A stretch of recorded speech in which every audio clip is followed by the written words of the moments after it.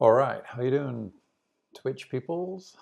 What are we going to do today?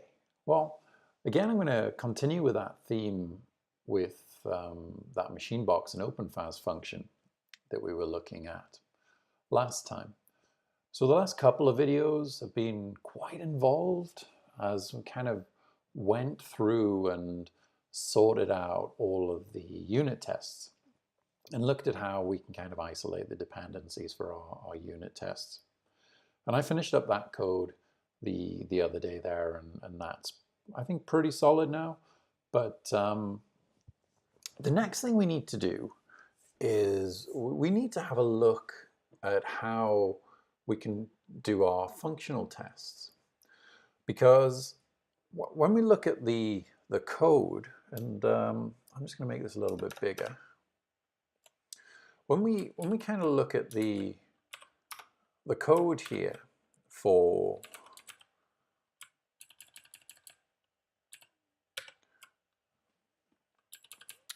this, we've replaced most of the dependencies so that we can make it unit testable. And you know, I'm pretty confident that this is going to work pretty well, but I need to check that I've actually got the wiring right.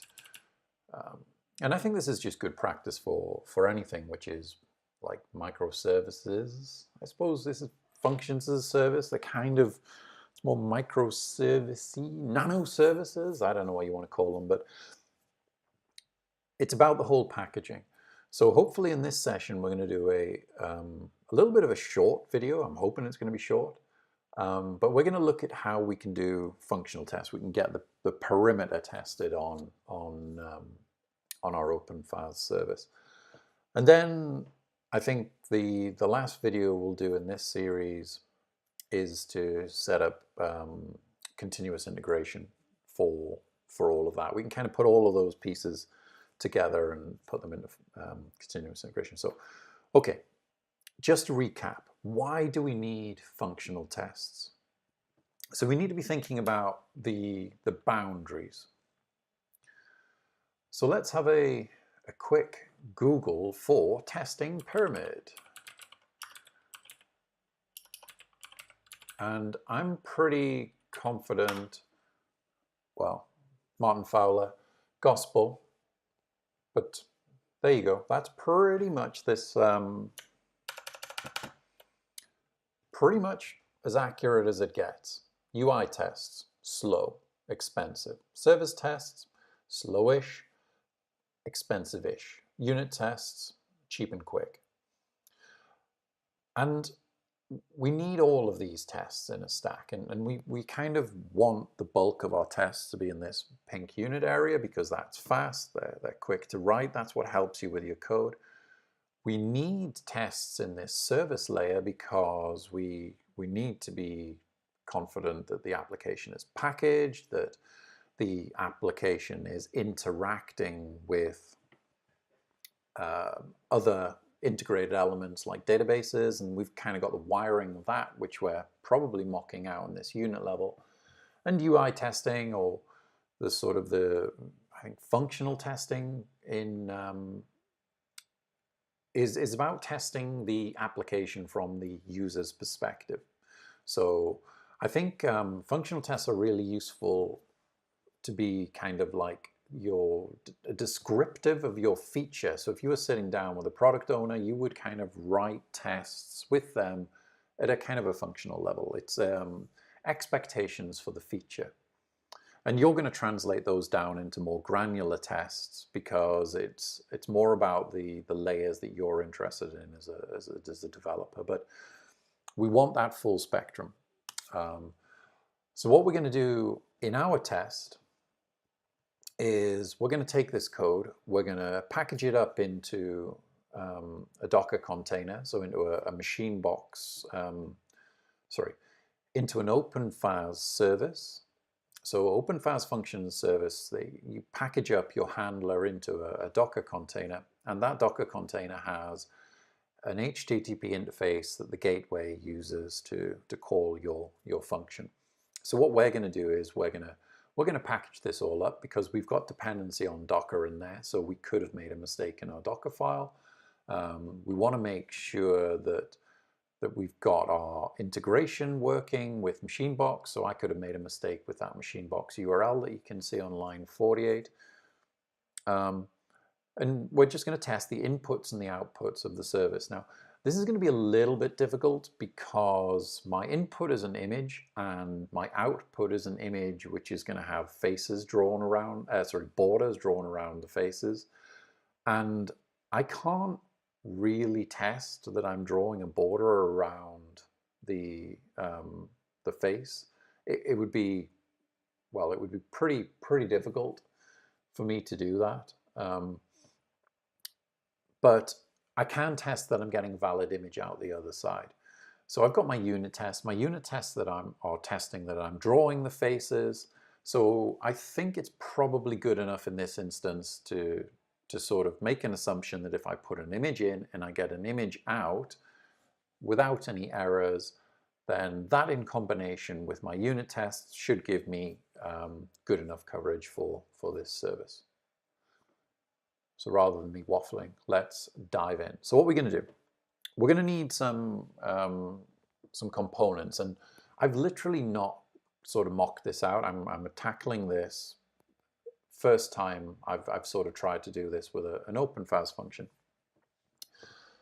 Now I've done a little bit of this in the past, so I do have some techniques and some tools which I like to use, and I'm going to try and apply those here as well. So what I'm going to use is Docker Compose, because I think Docker Compose is going to be pretty much perfect for our need. We basically need to spin up two containers, one which is our OpenFaaS function and the other one which is our Machinebox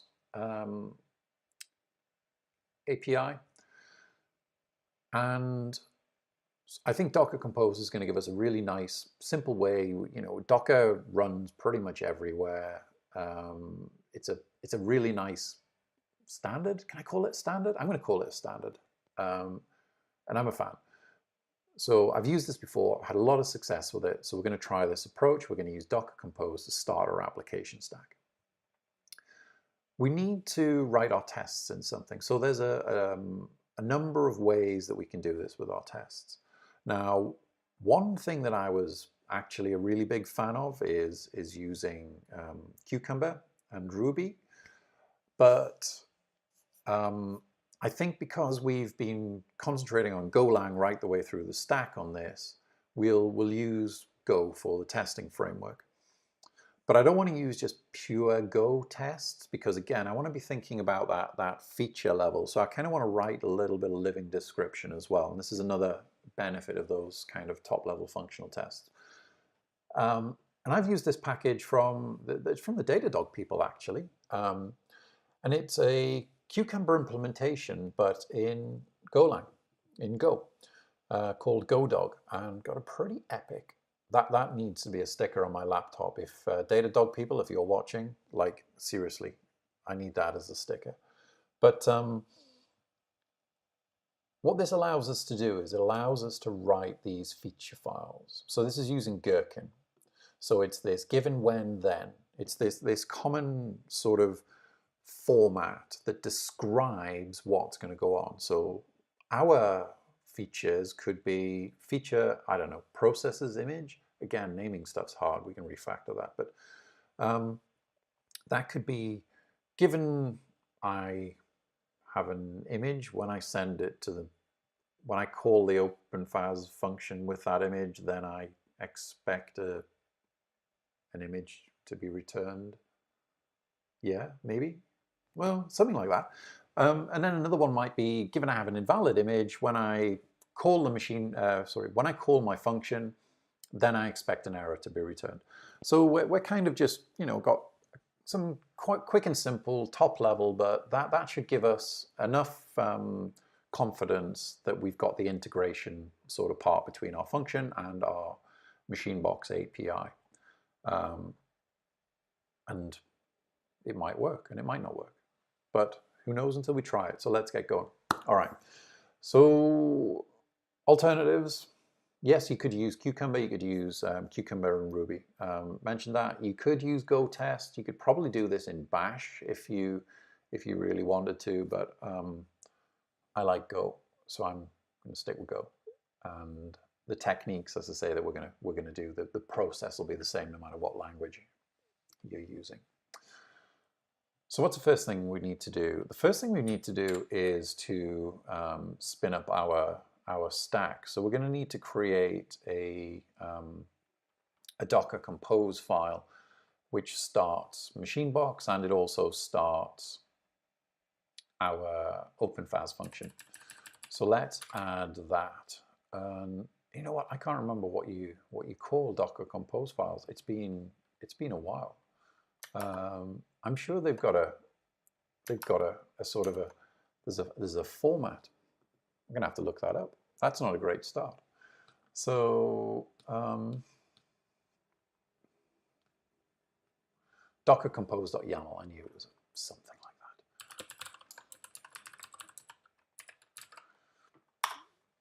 that. Okay. So let's start that, and we can start scaffolding out our service. So what I want to use, because again, by using Docker Compose, I can simplify things somewhat. I don't need to worry about service discovery or anything like that, because I can actually use Docker networks, which allow you to kind of write this nice thing. I can define a network, and then if I attach both of my services to the same network, then you get this kind of injected resolution, which is going to be perfect for what we need. Now this is version 2. Do we care that this is version 2? No, I'm just going to use version 2 because then I can cut and paste. But if anybody's watching and has some suggestions of why Compose file version 3 is better, then please stick something in the chat or ping me, and maybe we can do a short video on that. But I think this will work for now. All right, so there we go. I am cutting and pasting, which I swear 90% of all programming, if done successfully, is cutting and pasting. So my services, I'm going to call this one function because this is going to be my OpenFaaS function. I'm going to call this one Machinebox because it's going to be my Machinebox. Now, I want them both to be on the same network. So let's leave networks like that. This is a pretty neat feature of Docker Compose files. You can do Docker Compose up with a -build flag, and you can actually build stuff from straight from a Docker file. But I want this functional test to happen at the very end of the build process. And part of what I want to test is that I'm packaging my application correctly as an OpenFaaS function, and that there's no issues in my sort of Docker file or anything like that, which there shouldn't be, but I want it to be a test that literally, once I'm happy with it, I would be good to say, ship this to prod, without having to do any rebuilding. All right, so I'm not going to use build. I'm actually going to reference the image. And I think I'm going to have a guess at that. So my function is in my Docker repo at Nicholas Jackson. I would have a guess at Machinebox, but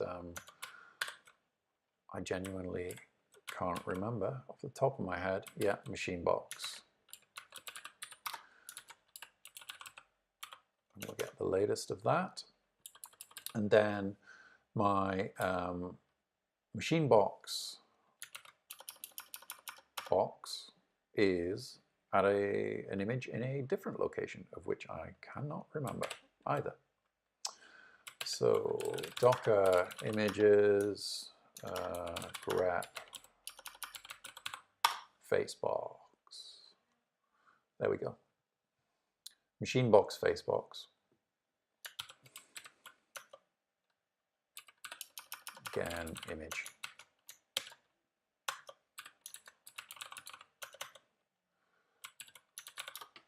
And that, I think, will actually be enough to get things running. But what we need to do is we need to set this environment variable, because we are using an environment variable to get the Machinebox URL, like so. And I've got a feeling it's environment.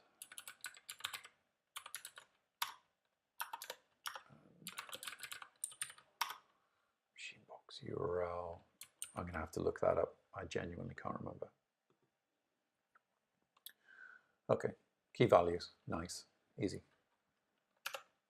So it's going to be HTTP, and we're going to use the kind of the internal referencing.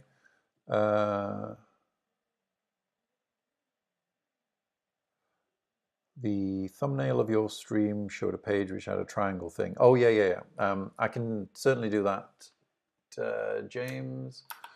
It is.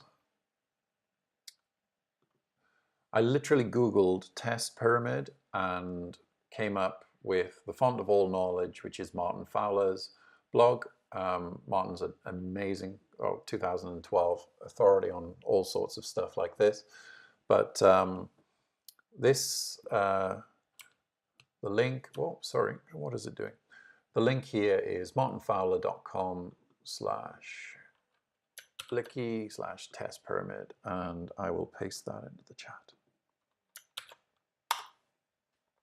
There we go. All right, so where was I? Back to the documentation. So yeah, because we're using these internal links, we're just going to use Machinebox. And the port we're going to run it on is 8080. So that should be good enough for our Machinebox URL. Now there is one issue that I think my function is also running on 8080. Let's just spin this up anyway and see if this stuff starts. I also need to set the API key on Machinebox, but we can do that in a little bit. All right. So we've got there is something. Oh, that's my Docker registry running there. I've got a local Docker registry. So it's like Docker compose up. That should pick up the default file there. So it's creating that. It's correctly telling me that the Machinebox key is missing, and that is fine. We will sort that out in a second.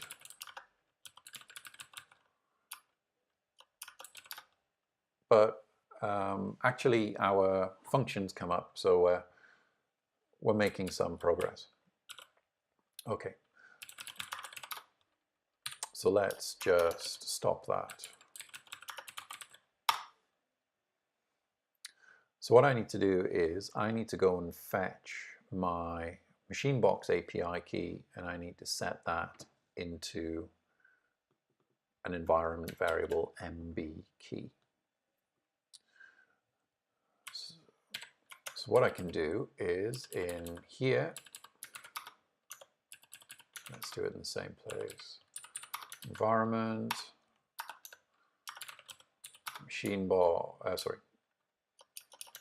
MB key, and what I'm going to do is I'm going to set this as an environment variable that's picked up off my local system, because I don't want to be pasting my Machinebox key on Twitch.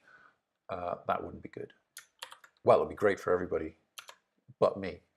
So I think if I can do something like this and if I set MB key as an environment variable and then do docker compose up, it should work. So let's give that a quick test before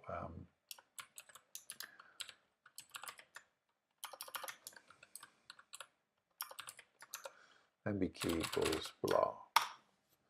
So that should tell me that it's now got the environment variable, but that the key is wrong.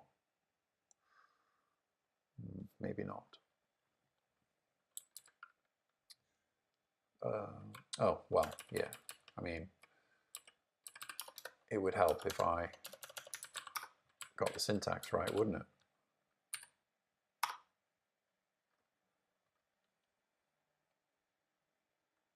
Okay, cool.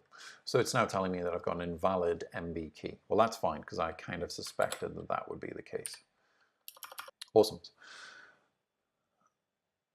So what you can see here is I've literally just set that environment variable, and I've just run docker compose up again.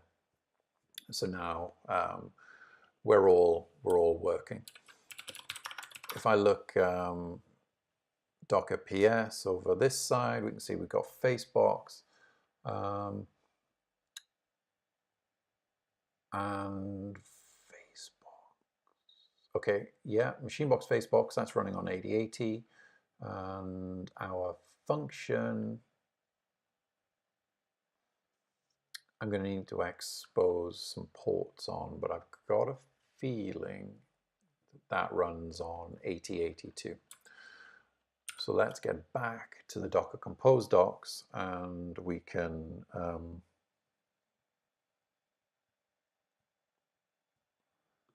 get onto this.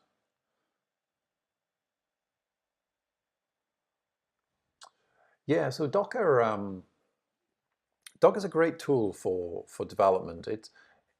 It's similar in its kind of purpose, Vagrant. It's about being able to kind of create isolated environments, but also being able to create sort of reproducible setups and things like that. I think it's a really, really useful tool. I definitely recommend sort of checking it out. Alex Ellis, he's a Docker captain here in the UK. He's also the project lead on OpenFaaS. He's got some great materials on his blog, and also I think he's got a YouTube channel too. Alex, I think it's like blog dot. There we go. blog.alexellis.io. I'll paste this into the chat, but check out this for resources on like all things Raspberry Pi, Docker, and Kubernetes, and all sorts of goodness like that. All right. So we need to set our ports up. So what I'm going to do here is I'm going to set ports. I need to expose port 8080, and I want to expose it as 8081 because Machinebox is running on 8080. I think it's this way, as in outside port and inside port from the container. We will soon find out. And I want to set this one to just 8080 and 8080. So I'm going to stop that, and I'm just going to run it again to pick up the new ports. Let's have a look. 8080, yeah, I think that's right. So now, so we've got this Machinebox function running on port 8081. So if I do curl localhost 8081, let's see what happens. Error getting faces, bad request. Excellent. That's good news. That means that we've gone into our function. But of course, we didn't pass it an image. So let's now get going. We've got our Docker Compose thing, which is spinning up our stack, and look who's just appeared, Alex Ellis, the man himself. Where were you before when I was after Docker help? So we've got our Docker Compose file. This is going to serve as our kind of basic scaffold to spin up our function. and also our machine box. So now we want to add our functional tests. So I'm going to put these in a subfolder because I don't want them messing up with my main application code. So I'm going to just stick them in a folder here. So let's add a function, machine box. What should I call it? Functional tests? Func tests? Not tests. Tests? F tests? Functional. Functional. No. Something like that. All right. And we're going to just tests. But these are functional tests. If I call them tests, is that going to confuse people with, oh, just tests? I'm overthinking things. All right, tests. So now let's add our first GoDog test.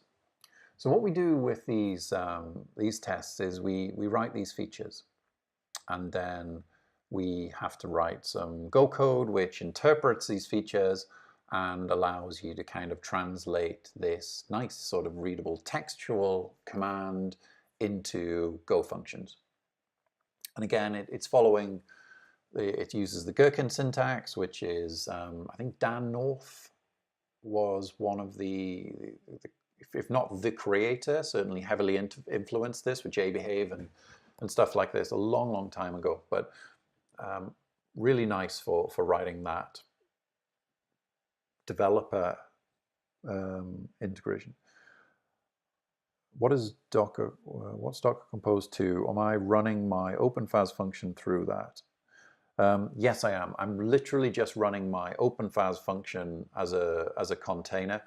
I've got MachineBox and OpenFaaS as two containers, and I'm not going to be testing this all the way through the gateway because I'm making the assumption that the OpenFaaS system between gateway interface and container functions correctly. So all I'm going to do is I'm going to shortcut that, and I'm testing between the outside boundary of the container that the function runs in and the integration through to MachineBox. So features, right. And we're just going to call this image dot feature because I don't want to dwell too much on naming things. So feature, and this processes images. As a user, I would like to be sure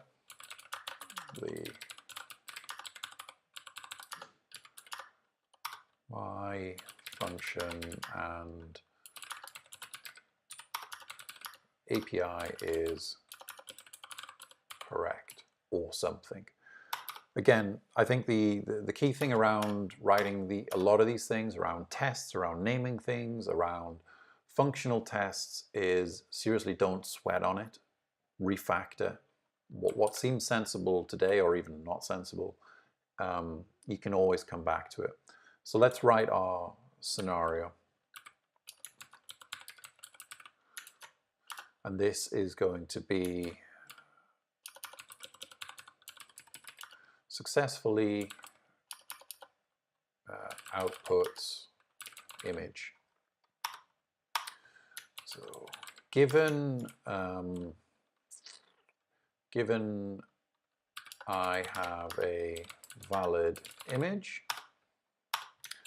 when I call my function, then I expect it to return a valid image. So I think the success with writing these functional tests is to kind of try and write them in English. Don't put any programmer jargon in these. somebody who isn't a programmer should be able to look at these tests and kind of understand what you're doing. We're describing features. They're the kind of functional sign-off. So we've got that. Now what we need to do is we need to write some code to back this up. So the interesting thing about GoDog is GoDog will actually scaffold this for us. So what I need to do is I need to install the GoDog application. So I'm just gonna go get it because I'm quite happy for this to be installed into my Go path. We can vendor it, but I'm just going to use the application calling from the outside in, so it should be fine. Okay, so now GoDog. Okay, that's all working. So if I go into machine box,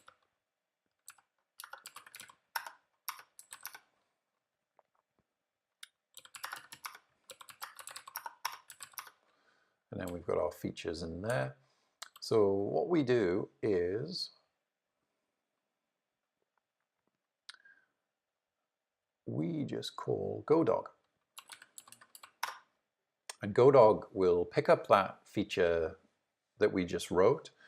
And what it's done is it's scaffolded us the Go that we need to put in that's going to build up our tests.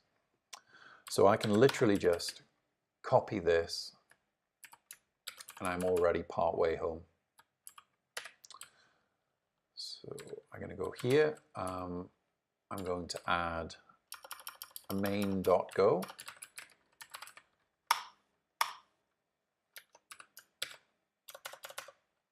Oops.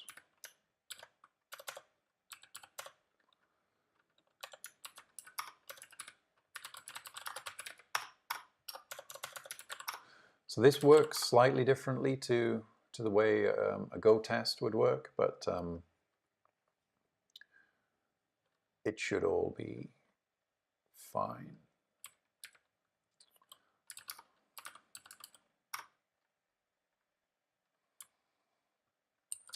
Okay, so it gives you the tap snippets. You can copy these snippets into your, oh, okay, GoDog's test file.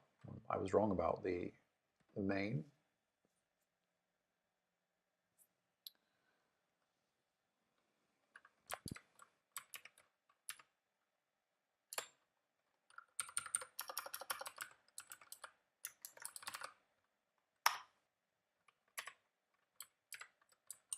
All right, what's the next step then?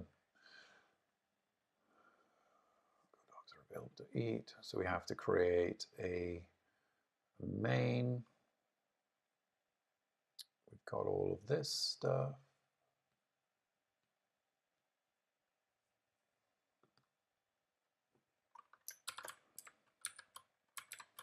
So I think all we need to add here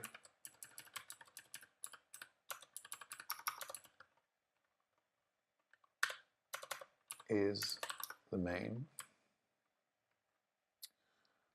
And we've already done our step definitions. Then when I run GoDog again, okay, so it should now run. Okay, awesome. So that's good. So that's running now. So now what we need to do is we need to put the fill the implementation in on our tests, because at the moment we've got things like, you know, we've got an error pending and stuff like that. So let's create copy an image. So we need an image that we're gonna load, and I want to keep it separate from the other image I'm using. So I'm going to copy hashy.jpg, that will do, and I'm going to copy that in here. And I'm going to rename this to good. Oops.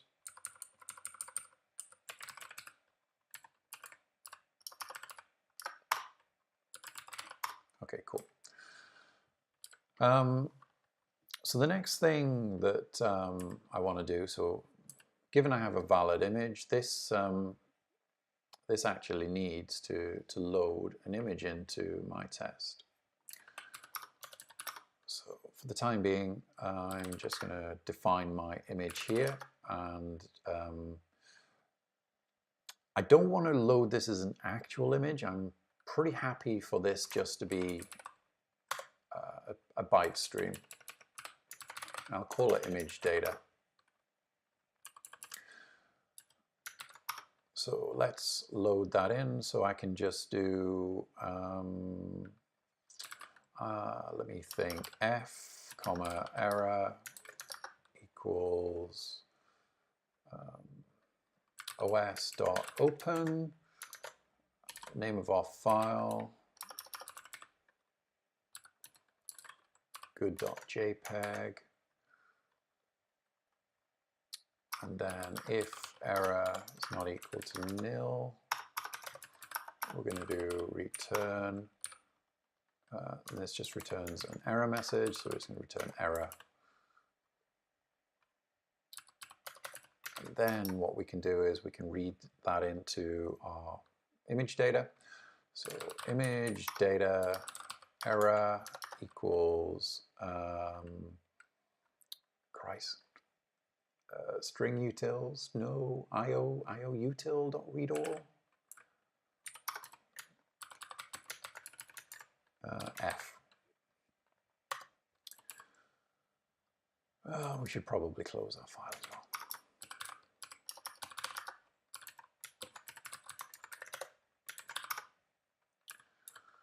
So again, we're going to do the same thing. Because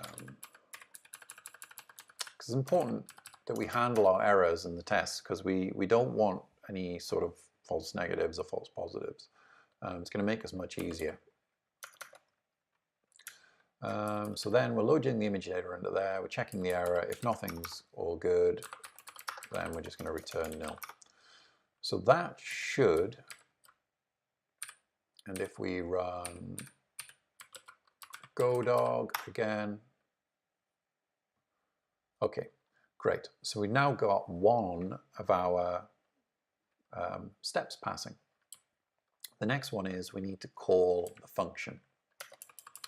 So when I call my function, so what we need to do here is we're just going to make an HTTP call. We've created the sort of the interface to this, and it literally just takes a bunch of bytes. So it's going to be a very straightforward HTTP post that we're going to do. So we can do, if I can remember the syntax off the top of my head, which I probably can't, it's probably something like resp error http dot post, maybe. And I've got no idea what the parameters are, so let's just fetch the syntax on that.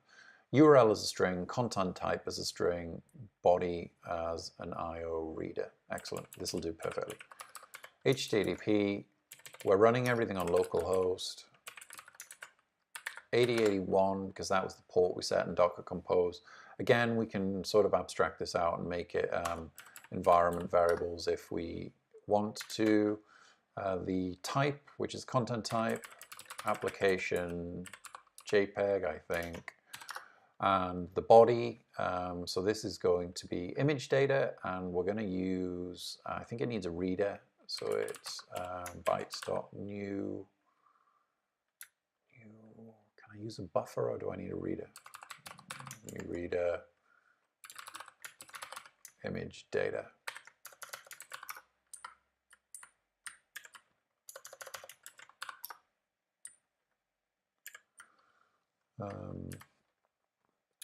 Okay. So then, so we're making that call. This is going to return an error. So if error is not equal to nil, again, I want to return an error. And what I also want to check is I want to check that I got a 200 code back. So I can say if rest dot status code is not equal to HTTP status OK, then we're going to return custom error, which is format, return error f expected status 200 got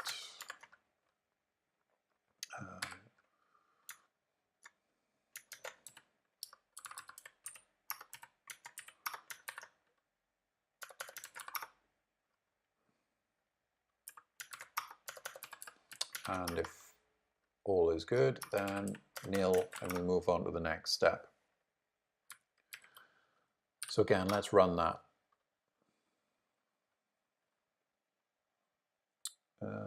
No host in local. What about local host?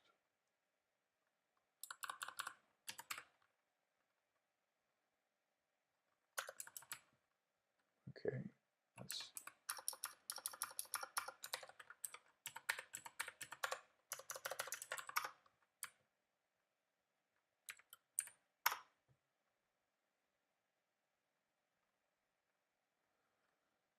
no host in request URL. Host.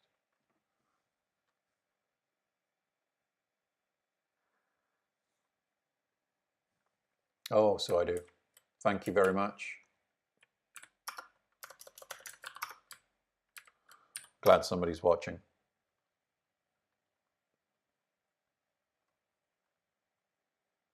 Cool. So that's good so far. That means we've got the call, and then if you look over on the right-hand side, you can see that we've actually processed something through the function. That's working out okay. So the next step is to check the image. So what I'm going to do here is I'm going to create myself another data array, and I'm going to call it, shall I do this as a response? Okay.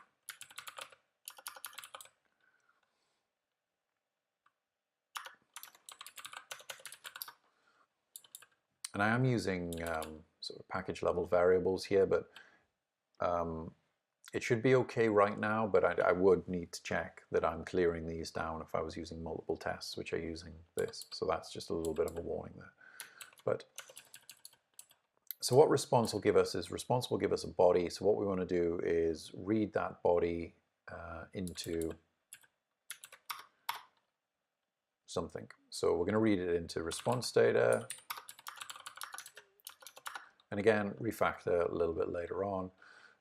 IO util dot read all, and that's going to be resp dot body. Let's also clean up us after ourselves. Defer.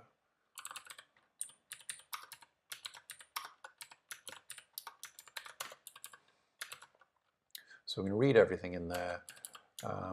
We're expecting, okay, that to be fine, but let's just check our error again.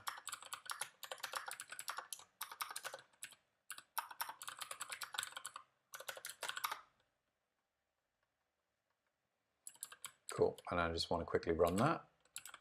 These are running pretty quick, so I don't mind spending a couple of seconds while that runs, just to check. Excellent. So now let's do our validation. We're on the last leg.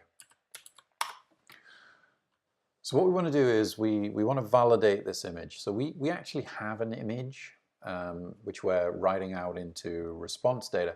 So what we can do is we can use image.decode in the same way as we were doing when we were actually writing the function, and we can just check that it is an image and that it's of the expected type. So we're going to do image, we're going to do error, I think that's what it uses, and it's image.decode, and I guess it'll just take a byte array, or does it take a reader? Let's have a look.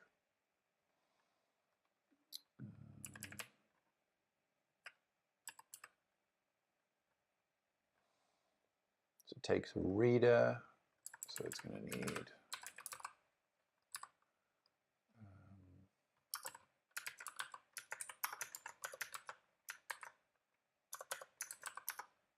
oops, byte. Yes, come on.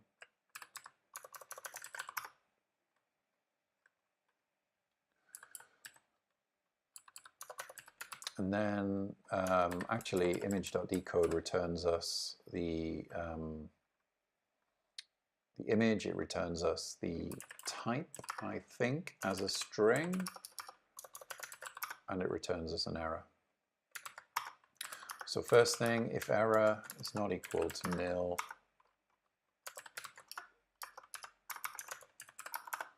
we want to return error.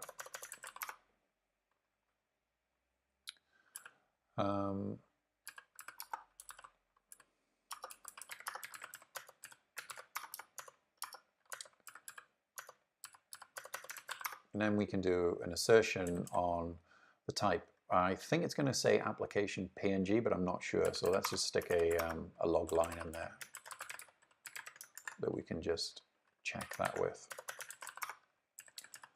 I'm actually not interested in the image itself. So if I don't get an error and I get the type, then I'm confident it is an image, and that's good enough. Let's run our function. GoDog, what's it complaining at? Undefined byte stop. Oh, well.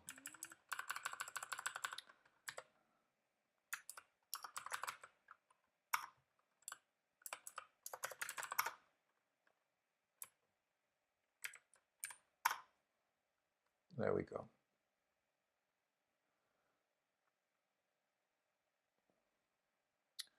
So it's come back as unknown format, which means it hasn't worked.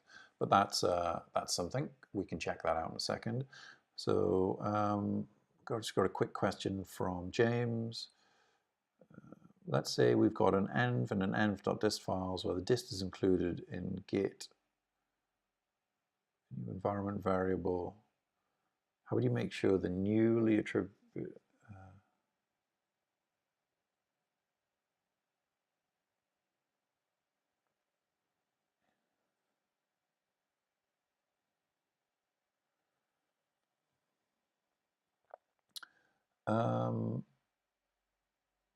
a new feature adds a new environment variable config attribute. Attribute gets added to the env file with some default value.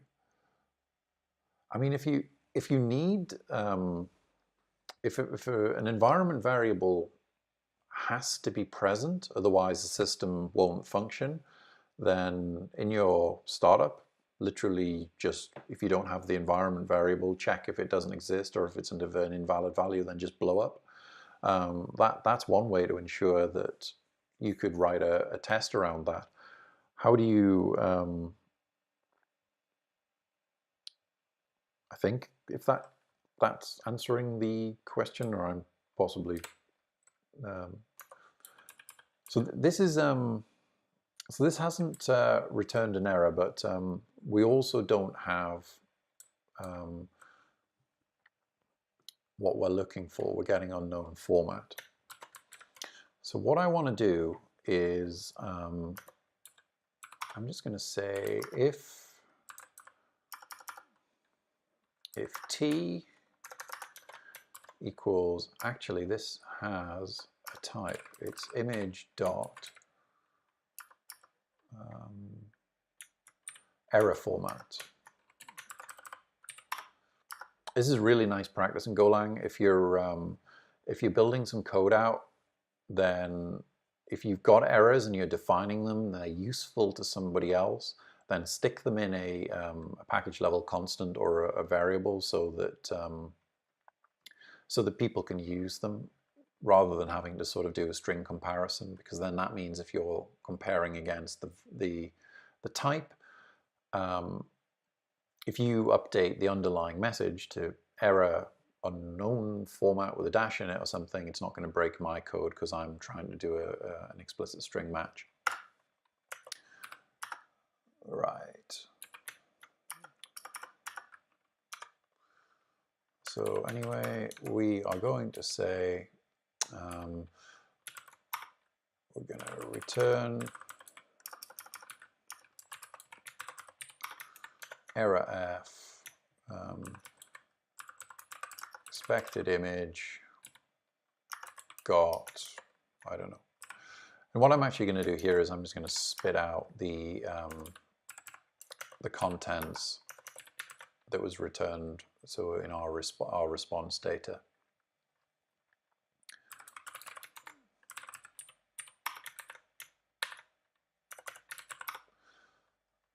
And let's see what we were getting there. So again, we're going to run GoDog. And I've made a type. Oh, response data.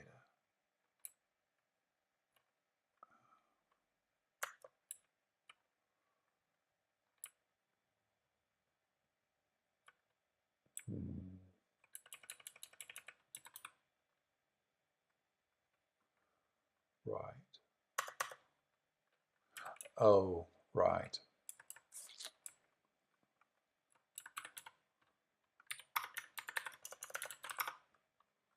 Because it's actually an error.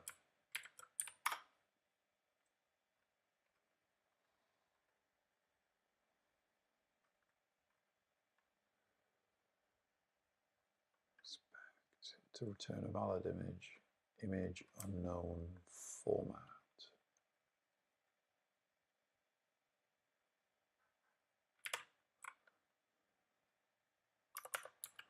Did I even save that?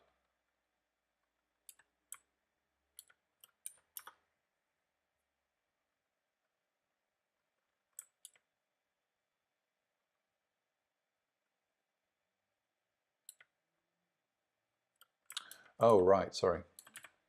It's blowing up here.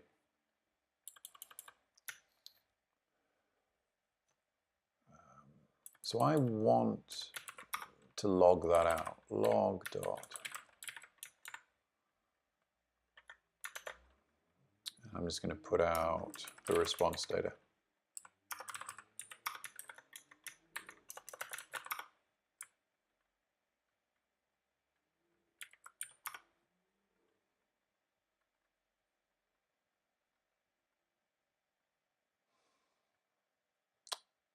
Which looks correct. So it looks like we've got a binary. Oh, I know what it is.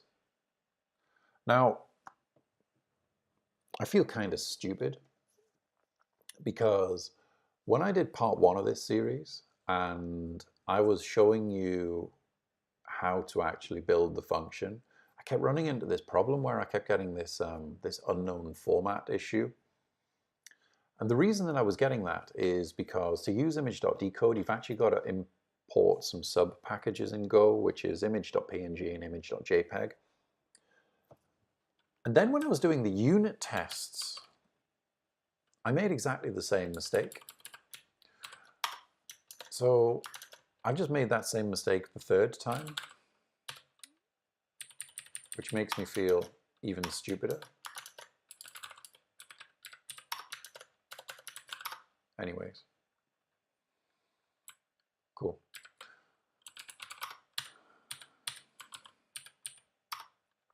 We'll run that again. Excellent. So we're all working now. So we've got our valid image, which is really cool. So that, I don't think that was too bad. That's kind of like an hour, I think, including me waffling, to go kind of door to door. And there's another test that I'd like to add to this, because what I should do is add a scenario for invalid image, just to kind of test the other side of that, to make sure that my error messages are returning. But I'm fairly confident that that's going to give us enough coverage from an end-to-end perspective that I could kind of build that up in my CI, and I can push my machine box function out using a continuous delivery pipeline. There's a little bit of extra work that we need to do. It's probably useful to do that, but I'll update that source code, and I'll add those extra functions and maybe tidy up this code a little bit, do a bit of refactoring.